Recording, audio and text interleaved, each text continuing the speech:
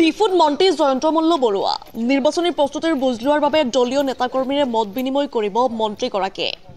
কালি TV show' সকলোৱে ইতিমধ্যে গম পাইছে যোৰহাটত কোন বিজয়ী হ'ব। ২৬তো ভূপেন বৰাই মুখ্যমন্ত্ৰী হোৱাৰ অলিক কল্পনা কৰিছে। ভূপেন বৰাই থিয় হৈ থাকি সপোন দেখি ভাল পায়। তেওঁক শুভেচ্ছা জনাইছো। ডিফু লোকসভা সমষ্টিটোত প্ৰতিদ্বন্দ্বিতাই নহয়, তথাপি দলীয় কৰ্মীৰ মনোবল বৃদ্ধিৰ বাবে প্ৰস্তুতিৰ বুজ ল'বলৈ আহিছো। ৰাজ্যত ১৩খন আসন লাভ কৰিম, এই সংখ্যা ১৪খনো হ'ব পাৰে। মন্ত্ৰী বৰুৱাই কাৰ্বি আংলং বিজেপিৰ কাৰ্যালয়ত এক যোগদান সভাতো অংশগ্ৰহণ কৰে। নিউজ ডেস্ক ৰিপৰ্ট ইছা 24/7।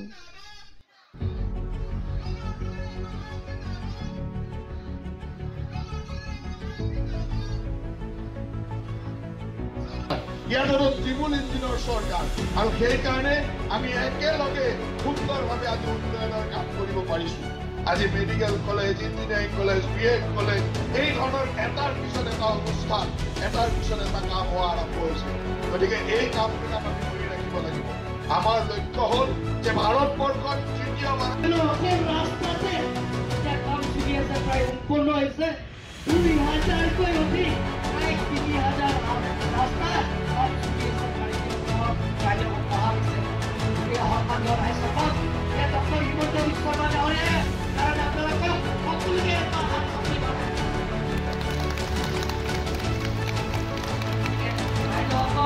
সকলোৱে মই মোৰ ভক্তসকলক আপোনালোকৰ যিবিলাকৰ আঁচনিবোৰ ঘোষণা কৰিছে, সেই গোটেইখিনি আঁচনিবিলাকক পূৰণ কৰাৰ স্বাৰ্থত অহা ২৬ তাৰিখে ২৬ এপ্ৰিল তাৰিখে আপোনালোকৰ মূল্যৱান ভোটটো সেই পবিত্ৰ ৰাতিপুৱা তুলিৰাম ৰহাঙৰ লগত কথা পাতিছো।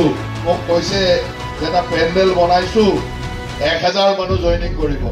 মই যেতিয়া আহি বাহিৰৰ পৰা দেখিলো যে ভিতৰততো মানুহ নোজোৰে, বাহিৰ তুলিৰামক মই কৈ থৈ যাম যে পেণ্ডেলটো অলপ ডাঙৰকে বনাব লাগিব, যাতে কাৰ্বি আংলঙত আৰু কোনো বেলেগ দলৰ মানুহ নাথাকে, চব বিজেপি হৈ যায়, চব মোদীময় হৈ যায়, চব মোদীৰ পৰিয়াল হৈ যায়। আমি চব মোদীৰ পৰিয়াল হিচাপে আমি সকলোৱে মোদীৰ পৰিয়াল পৰা ডাঙৰ হৈ গৈ আছে। সেইকাৰণে আমাৰ পেণ্ডেল বিলাক এটা ডাঙৰ কৰিব লাগিব, ইমান সৰু পেণ্ডেলেৰে নচলিব, হয় নে নাই? পেণ্ডেলটো দুটা হৈছে, ১ তাৰিখে আহিব, ২ তাৰিখে আহিব, গোটেই বিদ্যালয় গোটেই সমষ্টি ইমানটা MCA এৰিয়া আছে, গতিকে ডাঙৰ লাগিব, পেণ্ডেল বিলাক এটা ডাঙৰ কৰিব লাগিব, হয় নে নহয়? এতিয়া আমাৰ গাঁওবিলাকত কোনোবা বিজেপি মাতৃ বেলেগ মানুহ আছে নেকি? এতিয়া আছে নেকি? ২-৪টা যদি আছে ধৰি আনি পেলাই গামোচা পিন্ধাই দিব, আৰু এইবিলাক আমাৰ ৰেডি আছে। যি ২-এটা আছে আৰু ২-৪টাটো আছে। আজিতো ইয়াত ১,০০০ মানুহ জইন কৰাৰ পিছত ১০,০০০ মানুহ আছে নেকি বিজেপি কৰিবৰ কাৰণে? বিজেপিত নাথাকা মানুহ কোনোবা আছে নেকি? আৰু আপোনালোকৰ গাঁৱত যিবিলাক আছে ২-এটা মানুহ চব ধৰি লৈ আহিব, আৰু এই ২ দিনৰ ভিতৰত চবকে এনেকুৱা পদুম ফুলৰ গামোচা পিন্ধাই দিব, আৰু চবটো বিজেপিক ভোট দিব এবাৰ।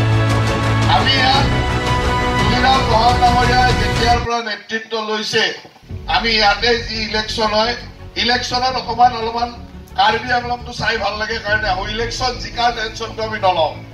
বোলে কিমান আছে, বোলে ২৬টাই জিকে, কি বোলে ৫টা MLA থাকে, ৫টাই জিকে, মানে কেতিয়াও আমি সেই কথাটো চিন্তা কৰিব লগা হোৱা নাই। আৰু এইবাৰো ডিফু লোকসভাৰ কাৰণে আমাৰ সকলোৰে অতি মৰমৰ অমৰ সিং ডিচু ডাঙৰীয়া আছে। আমি সকলোৱে খুব মৰম কৰো, আমাৰ CM ছাৰৰ খুব মৰমৰ, আমাৰ সৰু CMৰো মৰমৰ, ডাঙৰ CMৰো মৰমৰ। সৰু CM হ'ল তুলিৰাম ৰহাং, ডাঙৰ CM হ'ল আমাৰ হিমন্ত বিশ্ব শৰ্মা ডাঙৰীয়া। দুইজনৰ মৰমৰ এইটো অমৰ সিং ডিচু আছে। কেইদিনমান পিছত অমৰ সিং ডিচু গৈ প্ৰধানমন্ত্ৰীৰো মৰমৰ হৈ যাব, চিন্তা কৰিব লগা নাই। সাংসদত যোৱাৰ লগে লগে প্ৰধানমন্ত্ৰীৰো মৰমৰ হৈ যাব। গতিকে আপোনালোকে এজন খুব ভাল মানুহ পাইছে, এখেতক আমি এইবাৰ ৰেকৰ্ড কৰিব লাগে। এইটো সমষ্টিত জিকাৰ কাৰণে কোনো চিন্তা কৰিব নালাগে, একদম 100% ভোট দিব পাৰে নেকি এইটো চিন্তা কৰিব লাগে। যে এইবাৰ অমৰ সিং ডিচুক আমি 100% ভোট দি দিম, একদম চিন্তা কৰিব লগা নাই, তেনেকে ভোট দিব লাগে। আমাৰ কেইদিনমান আগত আমাৰ ক্লেংটন ভাই আহিছে, একেলগে আমি 11 চনত আমি একেলগে MLA আছিলো।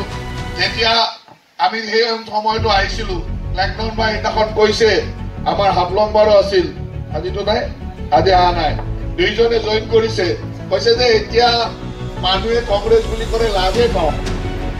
চাওক জয়গ্ৰম ভাই কৈছে যে আজিকালি নিজকে লাজ লাগে এতিয়া কংগ্ৰেছ বুলি ক'লে মানুহৰ লাজ লগা অৱস্থা হৈছে এতিয়া আৰু কংগ্ৰেছ বিচাৰি পাবলৈ নাই আৰু দুই এটা যি লোকেল পাৰ্টি ঘূৰি থাকে এইকেইটাতো আপোনালোকে চিনিয়ে পায় এইকেইটা কোনদিনা ক'ত থাকে কোনো ঠিকনা নাই আমাৰ এই 30 বছৰ ৰাজনৈতিক কেৰিয়াৰত দেখিছো আজি ইয়াত থাকে কালি তাত থাকে পৰহি তাত থাকে এনেকে ঘূৰি আছে কেইটামান মানুহ আৰু সেইকেইটা মানুহৰ কি পজিশ্যন আপোনালোকে জানে গতিকে আজি এই 1000 মানুহ জইন কৰিছে 1000তকৈ বেছি মানুহ মই সকলোকে শুভেচ্ছা দিছোঁ আমাৰ পাৰ্টিৰ আদৰণি জনাইছোঁ যে আমাৰ পাৰ্টিটো এটা ডাঙৰ পাৰ্টি এই পাৰ্টি হ'ল আমাৰ পাৰ্টিটোৱে এনেকুৱা পাৰ্টি যোনে ভাৰত মাৰ কাৰণে কাম কৰে নিজৰ দেশৰ কাৰণে কাম কৰে ইয়াত কোনো ব্যক্তি মানুহৰ কথা নাই কংগ্ৰেছ পাৰ্টি হ'ল এটা পৰিয়ালৰ কাৰণে কাম কৰে আছে যে আজি আমাৰ ইয়াত এটা যোগদানৰ কাৰ্যসূচী আছে আৰু আমাৰ দলীয় সতীৰ্থসকলৰ লগত আলোচনা কৰিবৰ কাৰণে আহিছোঁ যাতে